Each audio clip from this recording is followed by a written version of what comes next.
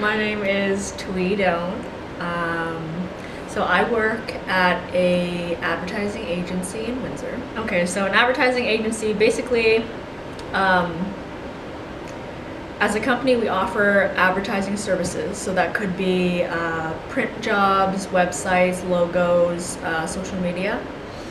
And clients will come to us and ask us to advertise on behalf of them. With us, for me specifically, I do social media at my company. So for clients, I do social media advertising for them. So for example, let's say a retail store in Windsor will come to us and say, listen, we want to increase our profits or drive people to our website or grow our Facebook page to X amount of likes. Then once we establish that like customer-client relation, like agency customer relationship, I'm the person who takes their advertising budget, whatever it is, and comes up with a strategy to get them to where they want to be. And specifically, my job title is social media specialist, so I'm like the expert in my company in social media.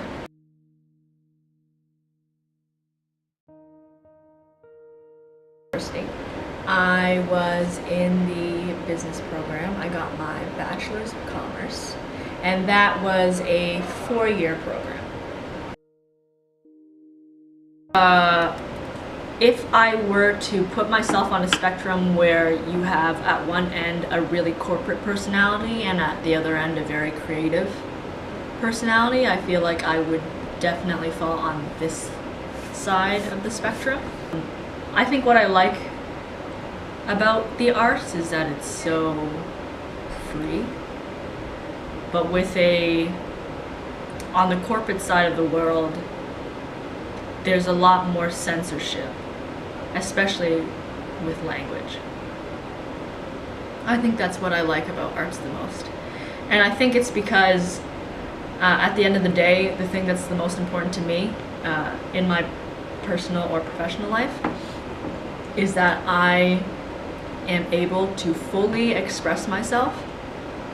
And I think with art, I can do that. I think that's what I like about those things. I know that I gravitate towards musical arts, and this is probably because I grew up playing the piano. I don't like music enough that I would want to be a musician, but I know that I like music enough where if I go anywhere and I see a piano, I feel like the whole world stops and like that's my center of gravity and I need to touch the piano. So I know I like piano and I'm very moved by music, and I really like that music can make you feel emotion even when there are no lyrics or no one singing anything. It's just sound. But aside from music, another form of art that I really like is, I don't know if you would call it art. Do you consider photography to be under art? Yeah, as of late, I really like photography.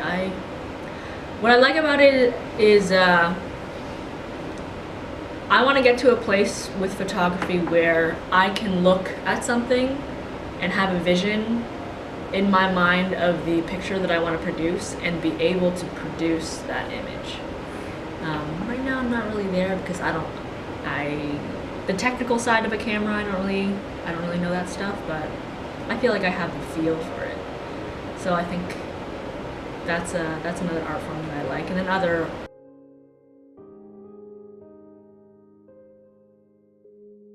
this was not a job that I had in mind. I think mostly because like it never even crossed my mind that this was like a thing you could do. I didn't even really know that advertising agencies existed. And I was actually in school for HR, so this is my current job kind of came about from experience and connections. So I went to school for HR, but I dabbled in a little bit of marketing classes. And I had a friend, his name was Michael Ruffalo, who was my immediate supervisor when I did social media for WIF. And through my experience doing social media for WIF and working with Mike, I was able to find out through Mike that my company was hiring a social media specialist. That's how I found out about my job. I applied and was confident in applying because I had experience through doing social media with WIF, and because I have a natural aptitude for it, and because I had a supervisor who was also my friend. He was able to be my reference for my job. So that's how I ended up where I am now. Do I think that my job will become more common in the future? Yes, because it's a job that has to do with like the internet and digital. And I think the internet is just gonna keep progressing and progressing. It's not like the internet is gonna become obsolete. And it's not like what I'm doing is a very, very traditional and archaic form of work. So I don't necessarily think, it's not that I'm saying social media is going to become more common. I think it is, but on a broader perspective, I think that anything that has to do with the internet and digital is going to become more and more common.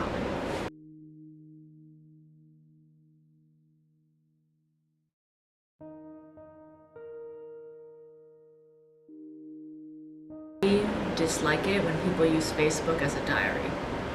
Like, I don't know, it could be maybe someone's having, emotional problems, and at 8 a.m. they say this and that happened, so sad, and then like at 10 a.m. they say something.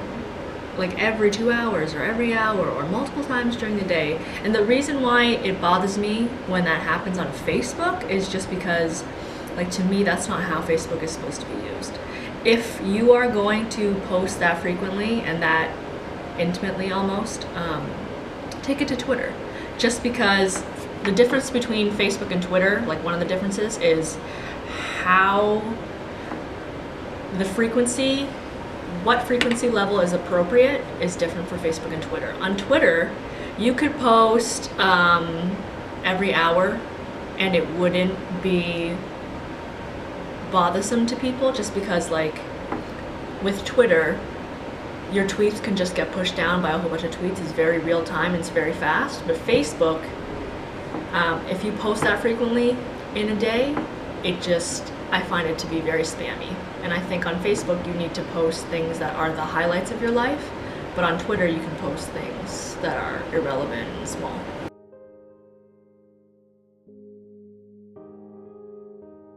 Dues, I think one of the things, I'm kind of thinking professionally here,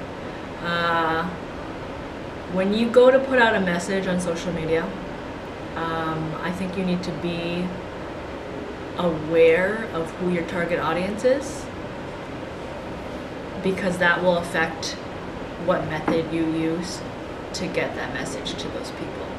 And that's especially important in advertising, because you're using advertising dollars to push that message out, and if you don't do it right, by keeping your target audience in mind, it's not gonna get there. What else? Dues. If you are using social media for strategic reasons, always evaluate the methods that you're using, because you might be doing something and then stats suggest that that's not the best way. By constantly evaluating the method that you're using, then you know, okay, this is not a good method, let's try something else. Or stats will show that that method is good, continue with it. Okay. And then a don't, I guess, would be, if again you're using social media for strategic purposes, don't get so stuck in a way that you think is like the absolute way. Just because what works in one scenario may not work for another scenario. And that's especially true like with my work, because I do social media advertising for multiple clients who may come from multiple industries, I can't necessarily use the same thing for a retail client as I can with a manufacturing client or a real estate client. So you just have to be very aware of those kinds of things.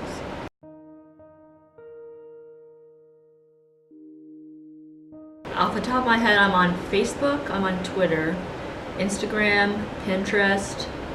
I have a Google Plus, but I don't use it. And then preference, I use Twitter the most probably in terms of like what I post most often from. But I think that's because, like I said before, on Twitter you can post frequently, so I can post a lot of my random thoughts on there, and often.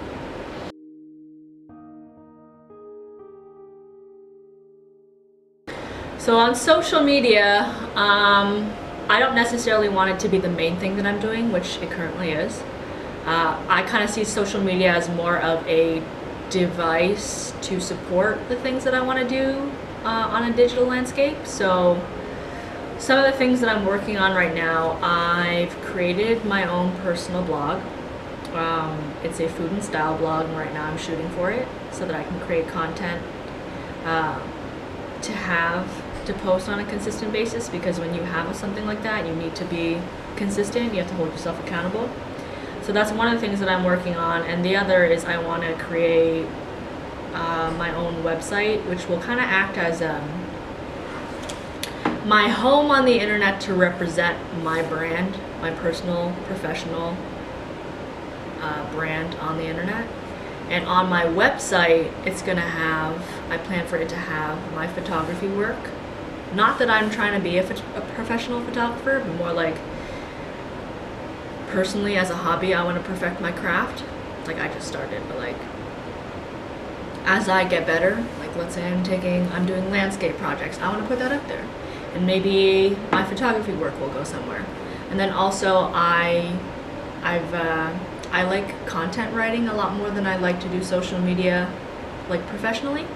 So I want to work more on writing, which is what my blog is accomplishing too. I'm practicing my writing on my blog, and I also want to get into more maybe writing articles on things that happen in the world, and then kind of having a portfolio of my pieces there. So that both of these two things, my personal blog on food and style and my website, I kind of want those two things to be portfolio pieces. So as I progress in my career, I can use it to show, like, this is my writing ability, this is my content creation ability. I can run a WordPress website. I know how to create content to satisfy my readers and things like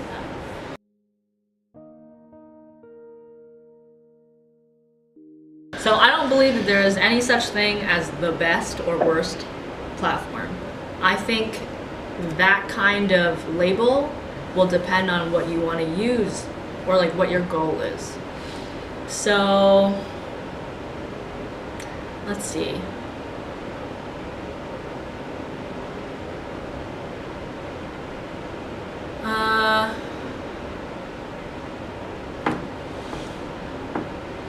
So let's take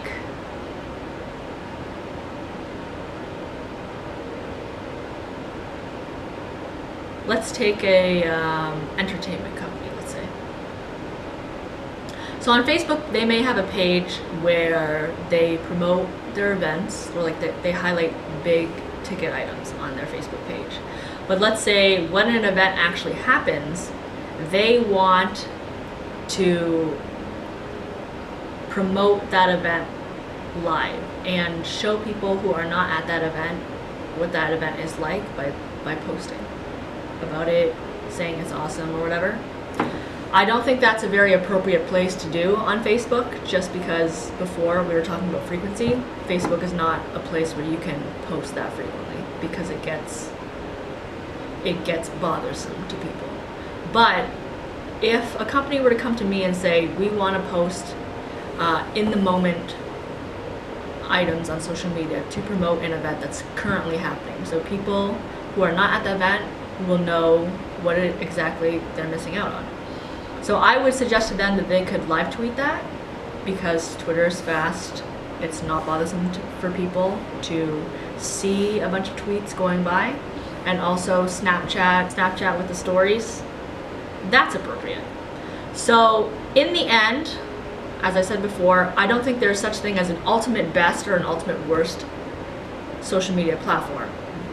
It simply depends on what it is that you want to use it for and what kind of audience you're trying to reach.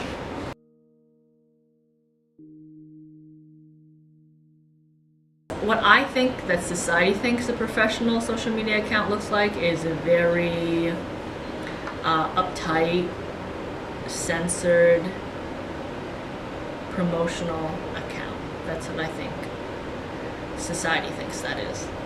But I think what's considered professional on social media depends on your profession and what industry that you're in.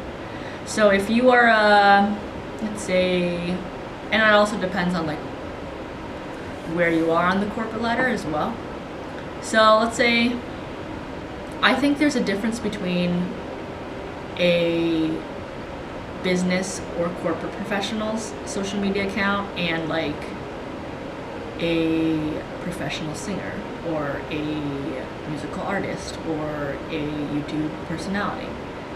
All those are professions, but I think depending on what profession it is, you are more or less free to speak in a certain way.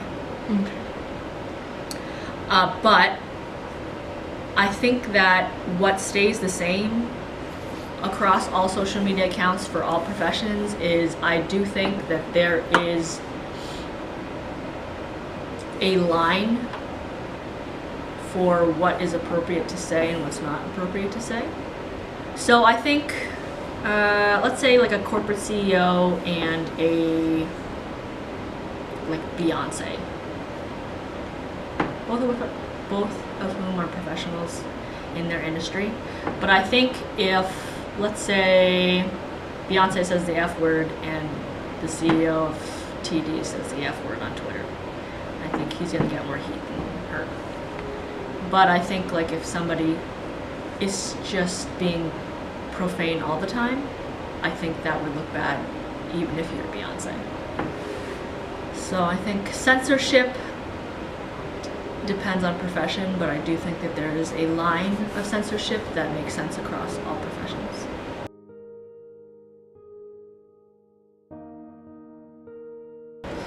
I feel like my Twitter bio is actually a very good example for it, because when I wrote my Twitter bio, I had my, like, who am I in mind, but the thing is I wanted to encompass who I was professionally, I wanted to encompass who I am personally, and also I wanted to encompass my personality in there, because to me, number one, I'm a personality, number two, I'm a creative, and then I'm a professional.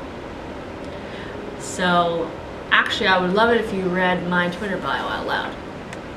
A digital creative aspiring content writer. I dabble in photography and blogging. Likelihood of you seeing my opinions on entertainment, high. So that first line, that's, well, who is Thuy Doan as a professional?